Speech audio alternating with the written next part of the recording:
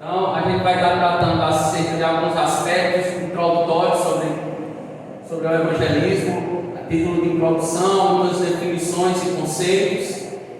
Por que eu devo evangelizar? Por que a igreja deve evangelizar? E a origem do evangelismo.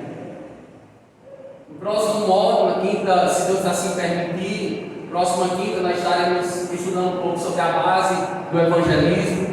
Essa base que nós temos, a base bíblica para que nós possamos evangelizar, os alvos do evangelismo, a mensagem a ser pregada.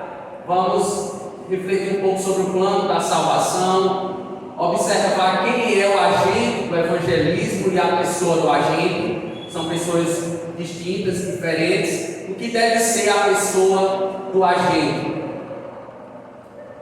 Terceiro módulo, estaremos discorrendo acerca do que deve ser, o que deve saber o evangelista, o que o evangelista deve cultivar. O evangelista deve estar se atualizando e a recompensa do evangelista. O quarto módulo, vamos estar tratando algo mais, vamos assim, metódico. Estaremos vendo alguns métodos do evangelismo pessoal. Vamos estar trazendo as diferenças sobre esses tipos de evangelismo, como evangelismo pessoal, evangelismo no ar livre, evangelismo de integração. Sabe o que é um evangelismo de integração? O evangelismo domiciliar. E o quinto módulo, se o Senhor assim permitir, estaremos encerrando esse curso, esse mini curso, em fevereiro, dia 3 de fevereiro, na última quinta. Estaremos trazendo ainda alguns apontamentos, algumas reflexões sobre os métodos de evangelismo, evangelismo em massa, ou em outro nome é evangelismo explosivo. Então vamos estar trazendo um pouco sobre o evangelismo em massa ou evangelismo explosivo, evangelizando a família, amigos e vizinhos, evangelismo nos presídios, evangelismo em hospitais e evangelizando os adeptos das seitas. Então, um apanhado geral, de forma breve e bem curta, a gente vai estar trazendo alguns ensinamentos, algumas reflexões sobre essas temáticas. Esse curso a gente não tem o propósito de esgotar o conteúdo, o assunto. Nós não estamos aqui para tentar esgotar, mas é trazer um panorama geral, até porque é muito conteúdo, é muita informação. Então a gente vai aos poucos, a gente vai pontuando, queira Deus vai nos dando a graça de estar assimilando. E aqui o interesse nosso é que haja uma interação também, e os irmãos, à medida que estarem expondo, administrando, os irmãos têm toda a liberdade de estarem trazendo seus questionamentos, suas perguntas, desde que também esteja se referindo ao assunto, amém? Você pode fazer uma pergunta desde que aquilo que eu estou dando aqui, se você também quiser deixar uma pergunta para o final, e não está se referindo propriamente ao assunto que eu estou falando aqui, mas você quer anotar a sua pergunta, então no final do estudo você pode estar trazendo aqui à frente a sua pergunta, e se Deus assim permitir, eu estarei respondendo. Se não, a gente pode estar respondendo no próximo estudo, amém? Então vamos começar. Vamos a título de introdução, definição e conceitos, por que eu devo evangelizar e a origem do evangelismo. Então, a título de introdução, a evangelização, a matéria da evangelização, do evangelismo, se dá no anúncio da salvação, que foi a suprema tarefa de Jesus aqui na terra. Percorria Jesus as cidades, vilas e aldeias pregando o evangelho. Hoje ainda Jesus, ele comissiona, ele chama, ele convoca cada crente a ser um pescador, a ser um proclamador, para que almas sejam alcançadas. E esse trabalho de evangelismo é um dever que cada um de nós deve tomar para si. Então o trabalho da evangelização, ele não está destinado somente ao pastor da igreja, ele não está destinado somente ao missionário, da igreja, ele não está destinado somente à junta diaconal, aos líderes de departamento do ministério da casa do Senhor, ao líder de evangelismo da igreja. Ele não está destinado a apenas uma parte da igreja, mas ela está destinada a todos os crentes. Todos que se dizem salvos, eles devem evangelizar, eles devem estar incumbidos na grande comissão. Como foi lido aqui o texto inicialmente pela missionária Nilda, a grande comissão, o grande mandamento que o Senhor nos deixou, não foi meramente aos 11 discípulos, se deu aos 11 discípulos, mas essa grande comissão, esse chamado, não foi somente para os discípulos, mas também é para todos salvos, além, independentemente da geração, das gerações posteriores, os quais o Evangelho pôde e nos alcançou, nos salvando e nos redimindo. Então esse designativo é para toda a igreja. Como Paulo ele vai falar aos primeiros Coríntios, capítulo 9, versículos 16 a 23, a grande ideia de Paulo a falar nesse momento, abram suas Bíblias aí, 1 Coríntios 9, 16, a grande ideia de Paulo aqui, neste verso, ele fechando a conclusão desse parágrafo, ele vai dizer que nós, a igreja, devemos nos dedicar a esta sublime tarefa de conquistar o mundo. O mundo aqui não se refere ao cosmos, mas está se referindo ao mundo das pessoas, o mundo das classes, a grande parte das classes de pessoas, independentemente da classe, independentemente da etnia, independentemente da família, independentemente do povo, da nação, daquele contingente de pessoas, nós somos levados a estar expandindo esse Evangelho. Então Paulo, ele nos deu esse designativo e ele nos fala por intermédio desses versículos, a abrangência, o espectro do Evangelho, ele é amplo, ele é vasto, ele pode ser alcançado e vidas podem ser alcançadas além de fronteiras. Basta um servo do Senhor, um salvo, redimido, entendendo o seu chamado, se capacitando, pedindo essa capacitação de Deus, se preparando. Um mini curso como esse é um momento que nós nos preparamos para a obra. É um momento que nós refletimos sobre a obra evangelística para que nós possamos fazer com mais relevância e com mais preparo, porque é uma obra desafiadora, é uma obra sobrenatural, é uma obra do milagre de Deus salvando vidas, e ele não usa anjos nesse processo, ele usa a minha vida, ele usa a tua vida, homem de carne e de osso. É esses homens que ele quer usar nessa expansão do seu evangelho, Então, dentro de alguns conceitos, meus irmãos, o que vem à nossa mente, o que é evangelismo? Evangelismo vem do grego, que quer dizer boas novas ou boa notícia. Eu tive a oportunidade de conhecer algumas missionárias que estiveram no início do trabalho aqui em Sergipe. Recentemente eu tive o prazer de conhecer Abigail. Quem lembra de Abigail? Abigail, ela juntamente com a missionária Helena Aguiar. Quem lembra de Helena Aguiar? Helena Aguiar, elas estiveram aqui por mais de um ano, fazendo a obra do Senhor, pregando este evangelho da boa nova, da boa notícia. Conheci a missionária Ana, a missionária Eva também, que deram a sua grande contribuição. Deus as usou com poder, com graça, porque essa obra, quando nós nos dispusemos a fazer, a ministrar, essa obra ela é feita não pelo nosso intelecto, não por nossa própria capacidade, mas é em demonstração de poder. E esse poder ele emana ou ele é proveniente do Espírito Santo, da terceira pessoa da Trindade. É Ele que sela pessoas, é Ele que aplica, é Ele que abre os olhos espirituais, e Deus usou muitos servos aqui, missionários, para introduzir o trabalho de salvação aqui na cidade de Sergipe. A salvação, ela foi me dada, e e ela foi nos dada no passado. E ela aconteceu no momento oportuno, no momento propício, iniciado por Deus, é uma obra exclusiva da parte de Deus.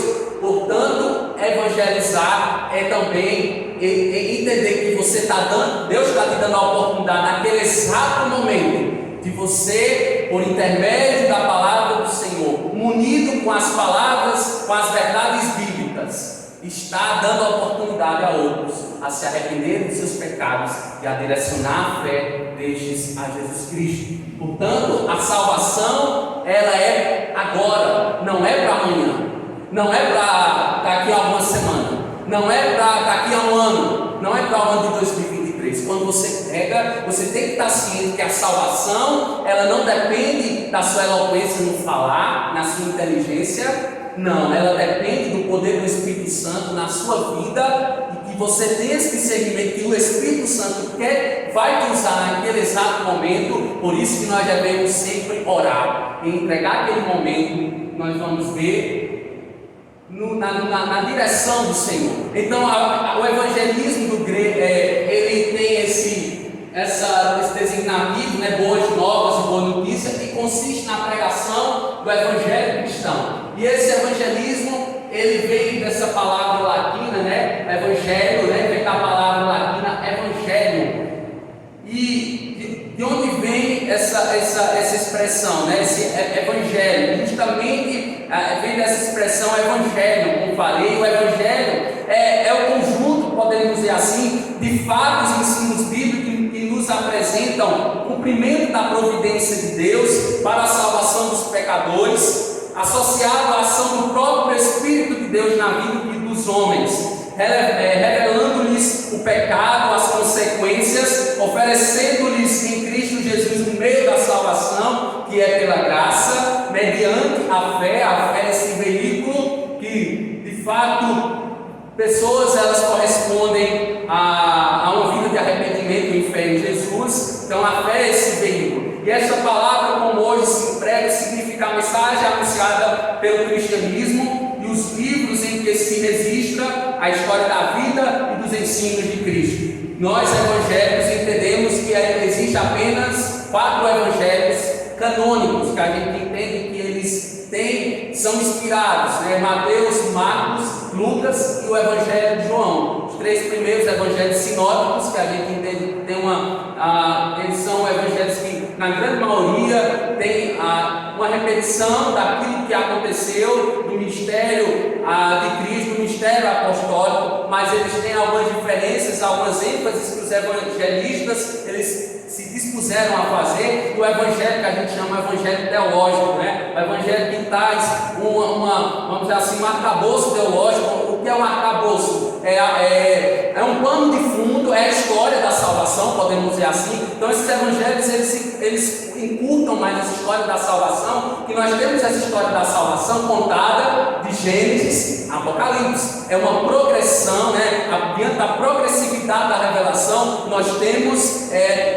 encontramos o Filho de Deus de Gênesis a Apocalipse, né? sendo o agente da salvação, de redenção, tanto no Antigo Testamento quanto também no Novo Testamento. Então, meus amados irmãos, dando continuidade, o Evangelho ele inclui essas boas novas de que existe um Deus vivo que criou o céu e a terra. No Novo Testamento nunca se emprega o sentido de livro, e sim designando a mensagem de Cristo confiada a seus apóstolos. Assim, pois, esta mensagem tem as seguintes classificações. Aí eu vou pedir a ajuda de alguns irmãos para abrir as suas Bíblias nesse momento, para a gente ver alguns nomes que nos dão essa designação, ou eles vão mostrar esse evangelho em algumas citações. Vou pedir para o irmão Djalma abrir, por favor, Romanos capítulo 1, versículo 1. Vou pedir para a irmã Nança abrir Marcos capítulo 1, versículo 1. Vou pedir para o irmão Raimundo abrir Atos dos Apóstolos capítulo 20, versículo 24. Missionária Hilda, Efésios capítulo 6, versículo 15. Germano, Gabriel, Germano, Efésios capítulo 1, versículo 13. E o irmão Gabriel Gomes, segundo aos Coríntios, capítulo 4, versículo 4. E aí eu vou pedir para os irmãos lerem esses versículos, e aí os irmãos vão perceber, na grafia do texto, ele vai falar evangelho e vai dar uma designação, ou um nome que esse evangelho corresponde naquilo que os autores estão tratando. Vamos lá? Romanos 1, versículo 1. Paulo, servo de Jesus Cristo, chamado para apóstolo, separado para o evangelho de Deus. Terceiro é o primeiro nome que ele tem, o evangelho de Deus. Deus como o agente deste evangelho principal. Próximo texto, Marcos 1:1.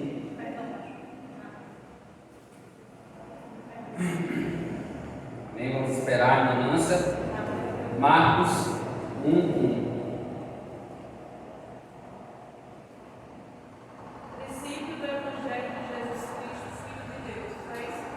Princípio do Evangelho de Jesus Cristo.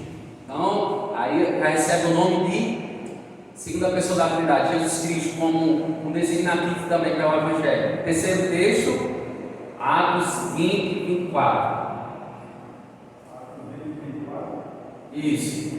Atos dos Apóstolos, capítulo 20, versículo 24.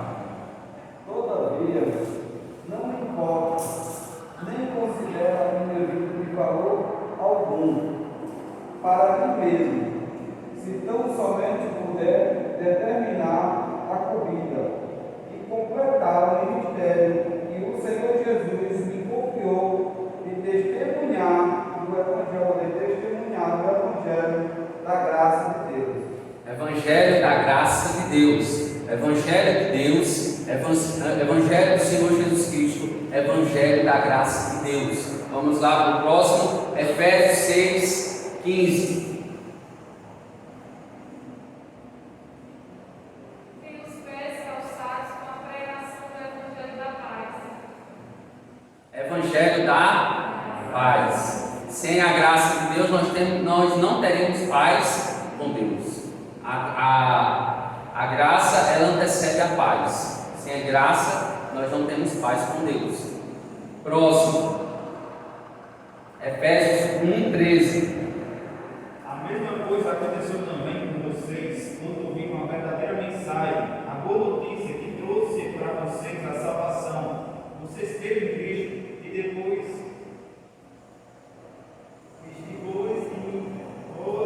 vocês assumaram o proprietário do Espírito Santo que lhe havia prometido. Evangelho vamos lá? Evangelho da salvação. Interessante, né? Evangelho da salvação. Traz um entendimento claro do plano de Deus, da salvação de Deus, quando é proclamado e anunciado de forma pura, de forma genuína este Evangelho. Vamos ao último, segundo aos Coríntios 4, 4. Os quais Deus desse século cegou os entendimentos dos incrédulos, para que eles não respondessem à luz do Evangelho da glória de Cristo, que é a Evangelho, o Evangelho glorioso, é o Evangelho da glória de Deus, que se manifesta em glória. Então, dentro dessa apresentação deste Evangelho, a gente tem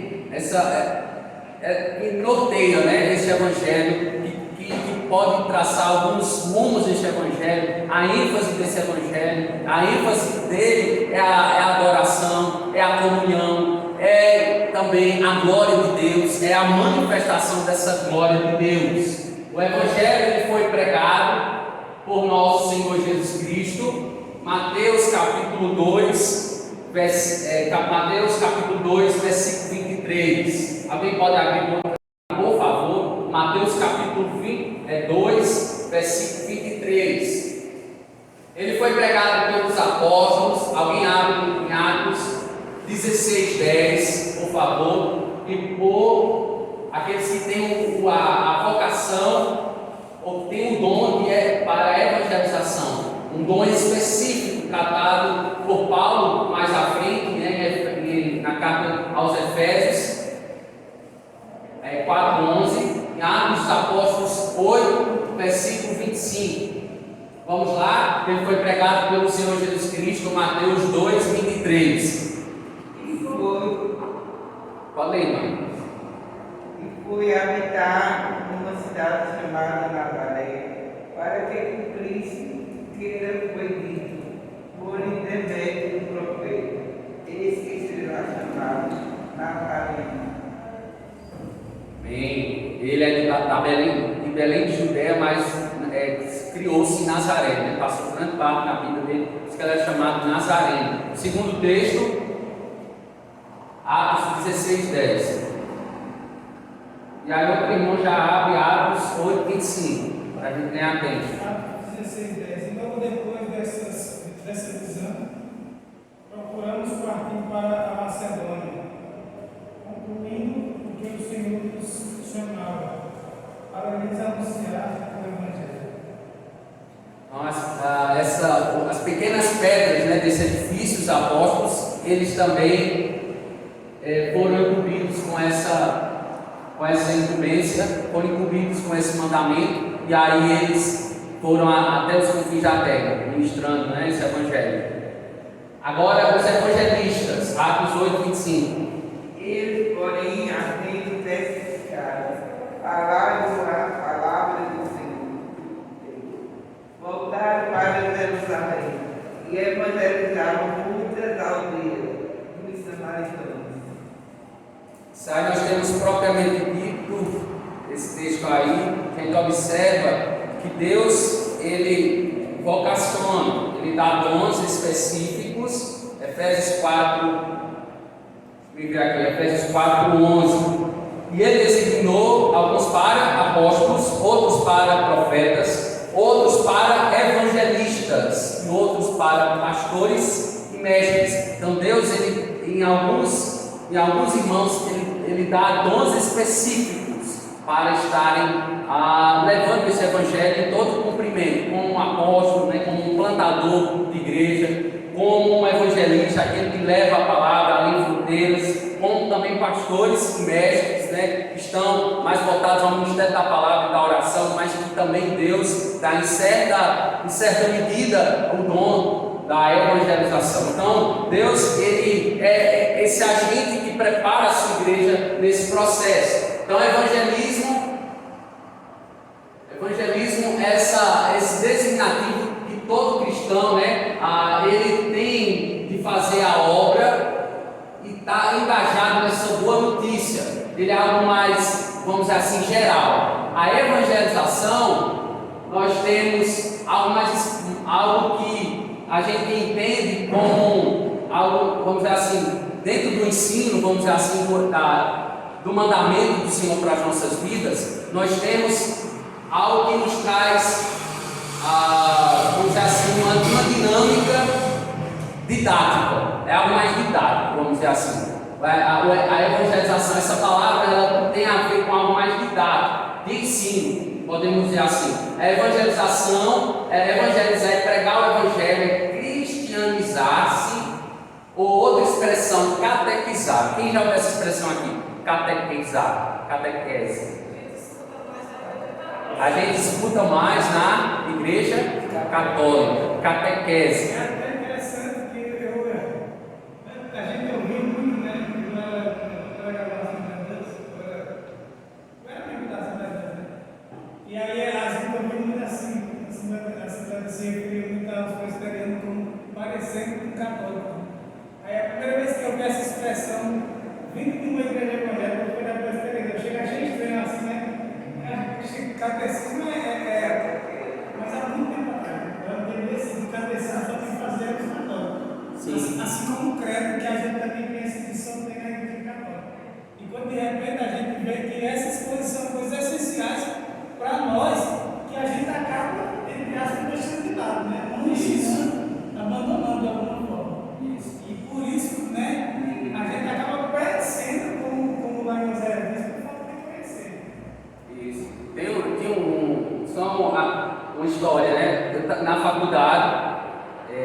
tive a oportunidade de fazer alguns estágios na faculdade, e aí um dos professores que eu estava estagiando, ele soube que eu era evangélico. Aí ele disse, ele me escolheu, né, para ser um aluno IC, né, de iniciação científica, e na oportunidade ele disse: eu só não quero que você me catequese, você venha me catequizar, eu só não quero que você faça isso. Então o que ele queria dizer com isso? Que eu mostrava um dogma de alguma doutrina cristã para ele, ou tentar, vamos dizer assim, persuadi-lo a seguir a Jesus Cristo como o único suficiente salvador da vida dele. Então ele já gerou a barreira. Não venha me evangelizar, não adianta vir me evangelizar. Então foi interessante isso, porque ele debochava do evangelho. E assim, a gente quanto aluno, né, a gente tem alguns jovens aqui que fazem faculdade, a gente tem que manter a firmeza, amém? A gente tem que manter a constância. Vamos zombar da nossa fé, vai haver perseguição, muitas vezes de professores, infelizmente, mas a gente tem que manter a firmeza. E se tiver oportunidade, é claro, pregue o evangelho, catequese escapa, né? Vai catequizar o povo. Essa palavra veio da palavra também, a gente vê os jesuítas, né? Que vieram com essa missão de catequese, de catequizar. Então, a gente sabe que muitos indígenas perderam muito da cultura, né? Foi nesse processo, e há muitas críticas em relação a isso. Vamos dizer assim, quando a igreja ela se torna uma organização, vamos dizer assim, institucional. Então há muita crítica em relação a isso. Mas voltando para aqui, catequese ou catequizar, nós temos vamos dizer assim, algo mais didático, que traz para a gente um apontamento mais de ensino. Justamente, por exemplo, foi formado recentemente o Catecismo de Fé Betelino. 86 anos de história que o Betel tem. Cada denominação ela tem uma forma de observar as doutrinas centrais da fé cristã, como, por exemplo, reformados, pentecostais, neopentecostais. Então, nós temos escolas, vamos dizer assim, que veem os assuntos bíblicos de maneiras diferentes. Outras mais bíblicas, outras que já estão distantes da Bíblia, distantes do que a gente entende como sã doutrina, e outros totalmente distantes. Como a gente vai ver como a gente vai se deparar com muitas pessoas que estão dentro de seitas, de segmentos religiosos que andam distantes deste evangelho que Cristo deixou, mas de que maneira a gente tem que se portar, de que maneira a gente tem que ir de forma bíblica, de forma a maneira como nós devemos evangelizar esses grupos religiosos. Então esse ato de catequizar é de transmitir, transmissão de conteúdo, transmissão de um dogma, transmissão de um conhecimento. E aqui a matéria aqui que nós estamos tratando é as Sagradas Escrituras, o conhecimento bíblico. Então, evangelizar é fazer chegar a palavra de Deus aonde ainda não foi alcançada. Nós temos muitos países, né? Por exemplo, a janela 1040, que é vamos dizer assim, algo que é geograficamente comprovado que não houve expansão do evangelho, mas que agora a palavra ela está indo com mais, vamos dizer assim, eficácia devido aos meios de comunicação. Germano. Só mais uma vez essa questão da janela 1040. Nesses locais, nesse local, mais ou menos, nesse espaço lá, é mais conhecida a Coca-Cola do que a própria palavra. Isso. Nem A alarme. gente se esconde com isso, mas aqui também Alarme. Felizmente. é mais apresentado, mas é menos conhecido, inclusive pelos evangélicos. É verdade. Então a gente vê que eu achei interessante um dado. Hoje nós temos no mundo, no universo, cerca de 7,5 bilhões de pessoas. Desses 7,5, notem, desses 7,5 bilhões de pessoas nós temos 2 bilhões que estão dentro do cristianismo, ou que são cristãos. Mas desses 2 bilhões, nós tiramos uma parcela pequena daqueles que seguem o Evangelho. A gente sabe que há uma infinidade de denominações, de grupos religiosos que seguem vamos dizer assim, o cristianismo nos termos, né? Do judaico, né? Cristão. E percebam, restou quantos que não conhecem? 5 bilhões, 5,5 bilhões de pessoas nem sabem que Jesus existe. Percebam como isso é alarmante. Se Jesus voltasse hoje, por exemplo, desses 7,5 bilhões de pessoas, pouca gente ia subir. E pouca gente iria, se a gente, vamos dizer assim, a nível matemático. Os irmãos percebem isso? 2 bilhões. Desses 2 bilhões, muitos conhecem Jesus de forma distorcida, ou outros evangelhos, outros espíritos de engano, outras situações. Então, há muito campo para nós evangelizarmos. Basta nós nos dispormos a fazer. Assim, aqui no Brasil nós temos acho que 80% cristão, né? Se denomina cristão. Cristão não, católico é assim. 42 milhões, né, que se dizem cristãos. Então, é 24 milhões. 42 milhões não. O evangélico é 24 milhões de evangélicos no Brasil. Nós temos 200 milhões de pessoas. O restante disso aí, praticamente, né, tirando algumas exceções, são católicos. E se denominam cristãos. Um desses 2 bilhões aí de pessoas. É no IBGE, né? Aqui no 2 Brasil. bilhões de pessoas que. Eu creio que é 42 milhões, incluindo evangélicos e católicos. 24 milhões. Eu não tenho esse dado totalmente assim verídico, né? Se alguém tiver internet aí e quiser pesquisar, não sei, tá depois nos dizer, né? Esse dado com mais clareza nesse sentido. É anunciar as boas novas. Então este evangelho, além de levar a palavra, é apresentar a Jesus, é apresentar quem? Uma pessoa.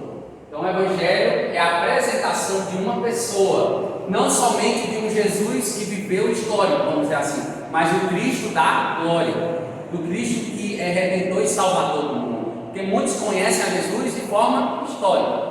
Há muitos historiadores que estudam o Jesus da história, mas desprezam o Cristo ungido de Deus, o Salvador do mundo. Então, nós estudarmos, nós temos base histórica, arqueológica, para dizer que Jesus, ele viveu, ele esteve nesta terra. E mais, nós temos também a história, ela também é a favor do cristianismo, em relação aos milagres que Jesus fez. Por mais que hoje, há algum tempo atrás, no século XIX, nós temos uma tentativa, né, da teologia liberal que está, de alguma maneira, tratando o evangelho, tirando os milagres, tem uma tentativa, né, de tirar os milagres do evangelho, de estar dizendo que Jesus não ressuscitou dentre os mortos, porque eles sabem que se eles pedirem a Jesus, todo o cristianismo ele cai. Por isso que hoje existem igrejas que têm a teologia liberal. O que está acontecendo com elas? Estão morrendo. As igrejas, por exemplo, as igrejas europeias, muitas estão morrendo. As igrejas estão se tornando em boates, em bares, estão fechando e estão abrindo para esse tipo de estabelecimento. Então, quando a teologia ela não continua dentro da sua firmeza doutrinária, o que acontece? É a morte. A morte acontece porque a igreja ela está firmada na pessoa de Cristo. Se nós tirarmos a pessoa de Cristo da igreja, do cristianismo puro e simples, nós estamos mortos.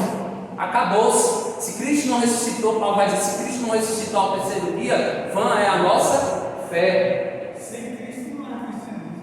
Justamente. Só um parênteses, pastor, com relação ao Jesus histórico. Eu não estou assistindo, né, mas eu comecei a ver alguns vídeos, sim, de Leandro Carnal, ele falando sobre o Jesus histórico. Ele está tendo como é que diz? Uma série falando sobre Isso, sobre Jesus. Jesus, para quem crê e para quem não crê. Para quem crê e para quem não crê. Assim, eu não aconselho qualquer pessoa assistir, porque Sim, assim, tem que ter uma análise, você né? não Mais vai ler aprofundada. tudo que tem condição Sim. né? Mas assim, para quem tem realmente condição, é muito bom você aprender sobre a história de Jesus histórico mesmo. Porque não tem E nenhuma. ouve esse homem. Ninguém pode pegar. Não tem como refutar isso. Ninguém pega que existe um homem chamado Jesus Cristo.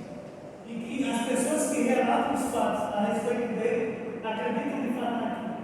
Ele apresenta Jesus, o ser humano Jesus de fato.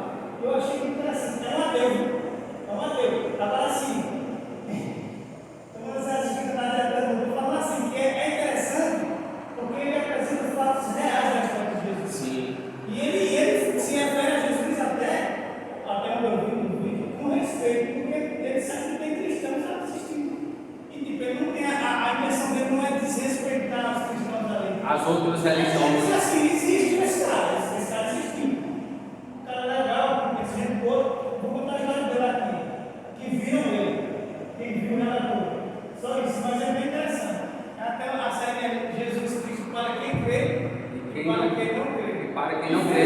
Eu acho até, em algumas situações, mais Convite. convicto, mais vívido do que algumas pregações de alguns pastores na internet, que vocês veem aí que ele atualizar aqui. Isso. Ele traz essa série, ele é histórico. Ele é historiador, perdão. Ele é historiador e ele traz dentro de uma visão mais, vamos dizer assim, abrangente das religiões. Ele trabalha com as ciências das religiões. Ele é muito bom nisso, com total respeito, né, a todos os grupos religiosos. É muito bom você ter uma análise mais crítica do Jesus histórico, e ele vai trazer também o Jesus que, dentro das ramificações religiosas, dentro de cada, vamos dizer assim, grupo religioso, ele vai tratar com respeito. Muito interessante. É assim, eu não acredito, mas os evangélicos acreditam nisso. Eu até assisti, né? Só que esse curso, eu não sei se vai ser disponibilizado no YouTube, porque no caso foi dada uma plataforma para pessoas que se inscreverem nesse curso, para depois estarem, eu acho mais de forma privativa, estarem recebendo esse estudo. Mas possivelmente possa ser que ele disponibilize para o YouTube, né? A plataforma. Manda você falar alguma coisa. Também sobre a questão, né? Falando de Jesus. Eu não sei se o pastor e a missionária já assistiram o filme Em Defesa de Cristo já. Não lembro ao Em certo. Defesa de Cristo. Possa ser. Esse filme, você não está assistindo. Ele é baseado em história real. Esse filme. Creio que eu não assisti. Em defesa de Cristo. Em Defesa de Cristo. É muito interessante esse filme. Eu estava ele passou tarde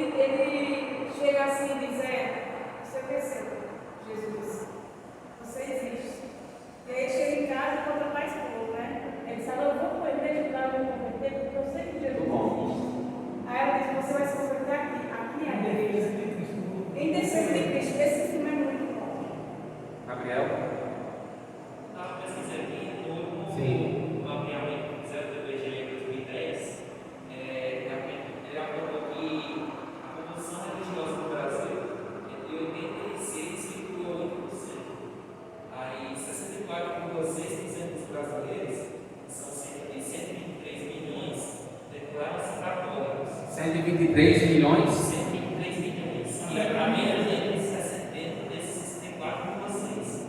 E os outros 22,2,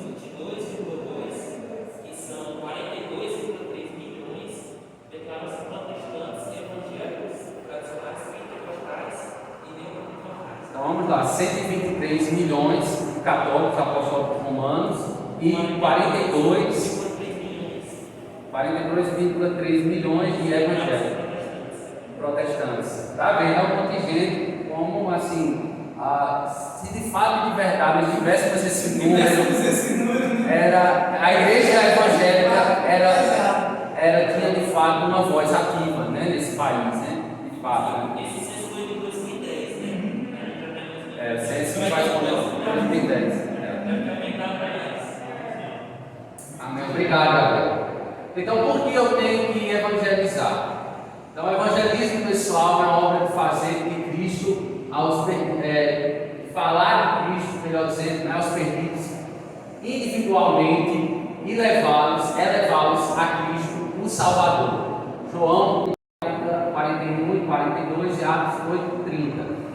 Segundo aos Coríntios 5, 19, parte C, vai dizer: esta é a mensagem maravilhosa que Ele nos deu para transmitir a outros. Então, nós devemos evangelizar esse Cristo, por quê? Porque Ele trouxe salvação para nós, nós devemos ser também agentes de salvação, agentes da proclamação. Então, a proclamação seria a comunicação ao pecador a respeito da sua condição de escravo do pecado, da natureza e consequência dessa escravidão, do amor de Deus e sua providência em Jesus Cristo, para a salvação deste e da chamada divina para uma decisão por Cristo Jesus. Essa decisão, quando você proclama e anuncia, essa decisão cabe à pessoa tomar. Há irmãos aqui que têm filhos. A salvação, ela foi me dada de forma individual, pessoal, e essa salvação, ela não pode ser transferida para outra pessoa, mas essa pessoa, por decisão própria, ela deve, assim, ser conduzida, ou negar a fé, ou aceitar essa fé em Cristo e corresponder com arrependimento e direcionar essa fé a Jesus. Então, a cada um de nós é dada essa decisão de escolhermos se optarmos por sermos salvos ou condenados.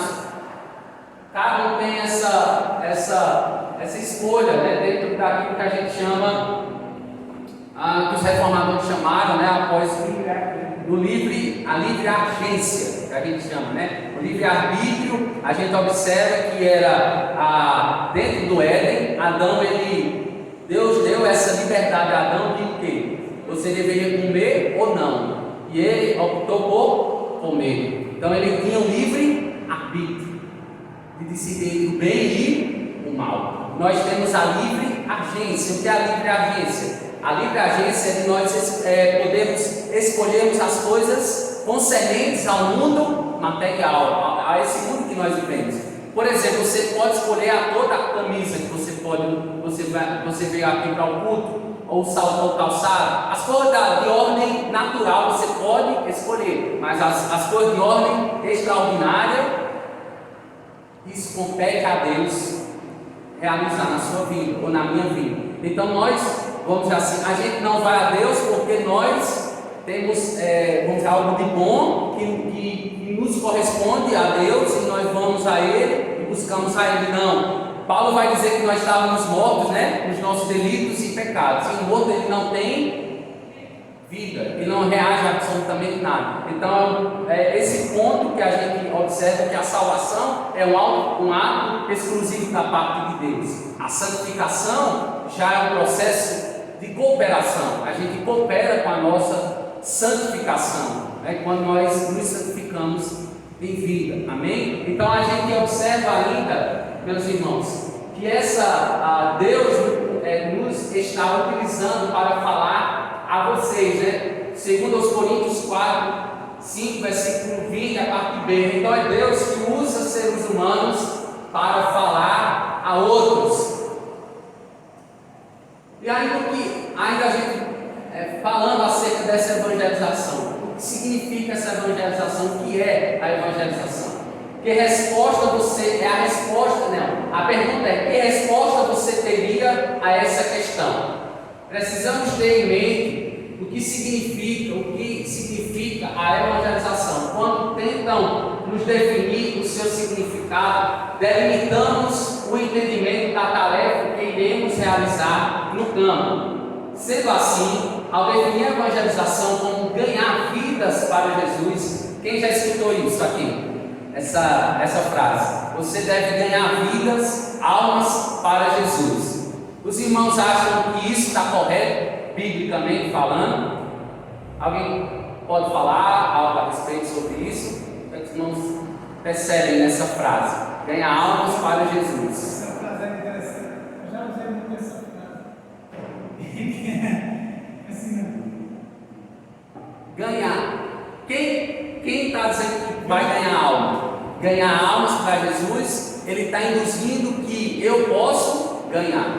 tem poder. Tem poder para ganhar. E a gente tem poder para ganhar almas para Jesus?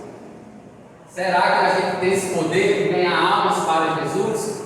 Como é comum, ouvirmos, colocamos sobre nós a responsabilidade. O termo propriamente dito é incorreto porque a gente coloca em nós esse peso, essa responsabilidade, Porque a responsabilidade de converter ou não converter um pecador, essa responsabilidade é de quem? Igreja? Do Espírito Santo. É sobre ele estar nessa responsabilidade de converter almas ou não para o reino dos céus. Nós somos apenas o quê? Nesse processo, instrumentos, canais. Amém, igreja? Então a gente não deve o quê? Muitas vezes essa responsabilidade, o que é que acontece? Se a gente coloca essa responsabilidade sobre nós, sufoca a gente. Muitas vezes a gente vem muitas pessoas a nós, dizem, pastor, eu oro tanto por minha mãe. Há muito tempo que eu prego o evangelho para minha mãe. E a minha mãe não vai a Jesus. Aí eu digo à pessoa, minha irmã, continue pregando o evangelho. Essa foi a missão que o Senhor te deu. Mas a missão dela corresponder a este evangelho, de ser convertida, a missão foi dada ao Espírito Santo, minha irmã. Descanse seu coração no Senhor. Tranquilize seu coração no Senhor. Porque essa responsabilidade não é minha e não é sua. O Espírito Santo é quem, vamos lá, é quem convence o homem, vamos lá, do pecado, da justiça e do juízo de Deus.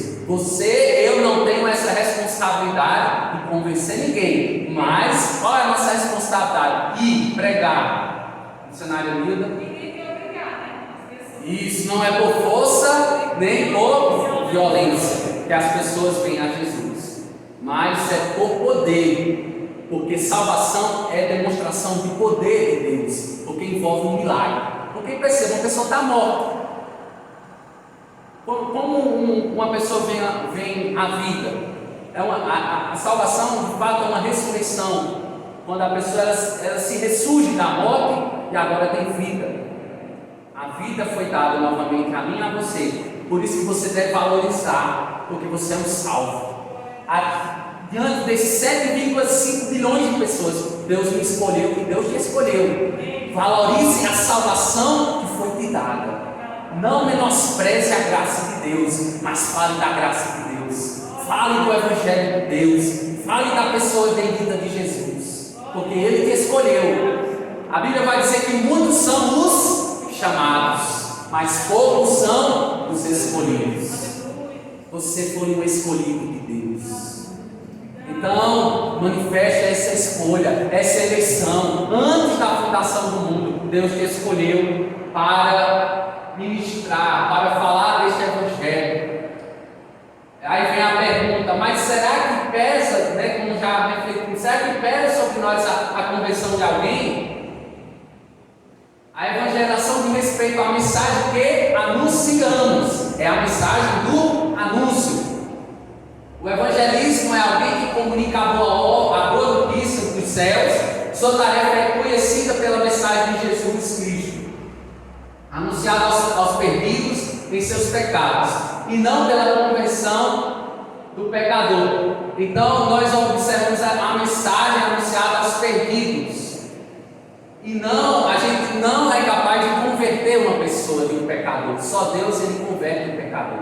Nós não convertemos o pecador. Quem somos nós? Nós levamos a mensagem, amém? Então a evangelização é você levar a mensagem. E se for da vontade do céu, o Espírito Santo sopra onde ele quer soprar. E no momento é Deus agindo com misericórdia. Agindo Deus, quem impedirá? Absolutamente ninguém pode impedir o agir do Senhor. E no Novo Testamento nos diz que a evangelização significa simplesmente pregar o Evangelho, as boas novas. Ao comunicar a obra de Jesus ao pecador, a evangelização acontece, pois a boa notícia de Deus ao homem é assim proclamada. E por meio da explicação do que Jesus fez pelo pecador, que este pode ser convertido. Portanto, precisamos lançar semente no coração dos homens, na esperança de que Deus faça crescer a mensagem que proclamamos. Isso é evangelização. É você fazer com que uma pessoa reconheça que é pecador, como você um dia reconheceu que é pecador e que há solução para o pecado dessa pessoa somente e única ou exclusivamente por intermédio da pessoa de Jesus.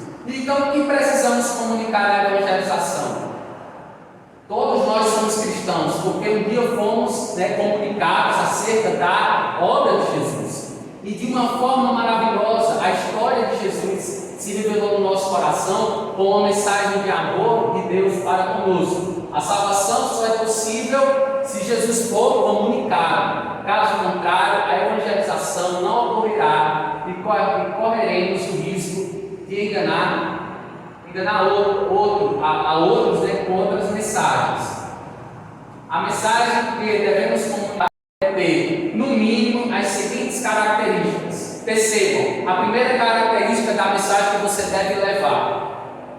A primeira característica é a mensagem que apresenta Jesus como Salvador do mundo. O próprio Jesus, o nome de Jesus dá esse significado. O Senhor salva. Então, o significado da palavra Jesus, o nome de Jesus é o Senhor salva. Então, você vai pregar o Senhor, o Senhor da salvação. O texto de João 3,16 nos diz, vamos lá, vamos dizer todos, porque Deus amou o mundo de tal maneira que deu seu Filho unigênito, para que todo aquele que nele crê não pereça, mas tenha a vida eterna. Então você vai pregar o Evangelho a toda criatura. Em primeiro lugar, a gente deve evangelizar usando essa medida, entendendo que é um mandamento que o Senhor nos deu. Você sabia que evangelizar é um mandamento, é uma ordem, está no imperativo, Ide por todo mundo, fazer discípulos de todas as nações, batizando em nome do Pai, do Filho e do Espírito Santo. Em outras, tanto em Mateus 28, versículo 18, como em Marcos, a gente tem a ordem, o imperativo, da ordenança, do mandamento que o Senhor nos dá, de estarmos incumbidos com esse mandamento, porque essa mensagem, quando nós entendemos essa mensagem, essa missão que foi nos dada, nós entendemos que essa mensagem ela atinge a toda criatura. Ela vai atingir a toda criatura, porque o próprio texto vai dizer: ide por todo mundo e pregar o Evangelho a toda criatura. Ela vai atingir todas as nações, porque nós fazemos discípulos de todas as nações. E ela atinge todo o mundo. Ide por todo mundo, é por todo mundo que há sede vivente. Aonde existir fôlego de vida, nós devemos ir. E ela também ela será pregada em todas as aldeias. E percorria Jesus todas as cidades e aldeias, ensinando nas sinagogas, pregando o Evangelho do Reino e curando toda sorte de doenças e enfermidades. Mateus 9,35. E essa mensagem ela será pregada em todo o lugar. Atos 17,30 diz o seguinte: mas Deus, não levando em conta os tempos da ignorância, manda agora que todos os homens em todo lugar se arrependam. Arrependei-vos e credes no Evangelho. vida por nós que somos missionários. A igreja de Cristo, ela é uma igreja missionária. Igreja Evangélica Missionária do Betel Brasileiro. Nós carregamos no designativo da nossa denominação o nome missionário. Então todo crente, todo salvo, ele é um missionário em potencial. Quem aqui é um missionário de Deus? Todos aqui são missionários. Todos aqui foram chamados para essa missão. Então, cumpra a missão de ser um evangelista. E essa missão pode começar a sua evangelização fazendo algumas perguntas, ao texto sagrado. Por que Deus teve de dar o seu Filho Jesus? Nesse caso, você pode explicar a origem do pecado. Se alguém perguntar por que Deus deu o seu Filho para morrer pelos meus pecados, você de imediato explica a origem do pecado, Gênesis 3,17, e o afastamento que ele gerou entre Deus e a sua criação, Romanos 3,23, porque todos pecaram, vamos lá, e destituídos de longe estão da glória de Deus. Então, para a restauração desse relacionamento quebrado entre Deus e o homem, que Jesus foi entregue para sofrer o castigo por nossos pecados. Uma segunda característica é uma mensagem que tem uma aplicação específica na vida do pecador. O Evangelho fala das necessidades profundas do coração humano. No fundo, todo homem busca uma resposta para questões cruciais da vida. De onde viemos? Qual o sentido da vida? Para onde vamos depois da morte? Como ter paz com Deus? Você pode chegar a uma pessoa e perguntar: você sabe como é que você pode ter paz com Deus? Você sabe para onde você vai depois que você morrer? Você tem segurança, tem convicção de salvação? Muitos não têm segurança de salvação. Grupos religiosos, muitos infelizmente entenderam a salvação por intermédio das obras. Se eles não fizerem obras, estarão mortos diante de Deus no futuro. Então, para esses grupos, você deve pregar o Evangelho e dizer que a salvação ela é gratuita, mas precisa de uma renúncia, precisa as pessoas se entregarem à fé genuína em Cristo Jesus. Então, você explicar a partir de um questionamento: quem foi Jesus para você? Quem é Jesus para você? O que Jesus fez por sua vida? É interessante, você pode chegar a qualquer pessoa e fazer essa pergunta: você sabe o que Jesus fez por você? E aí a pessoa, eu lembro a gente fazendo um evangelismo aqui no ano passado, a gente perguntou o que Jesus fez. E a gente teve algumas respostas. Jesus fez muita coisa por mim, ele fez muita coisa. Mas diga aí o que Jesus fez. As pessoas elas se perdem, entendeu? Dizendo que Jesus fez muita coisa, porque eles entendem o Jesus.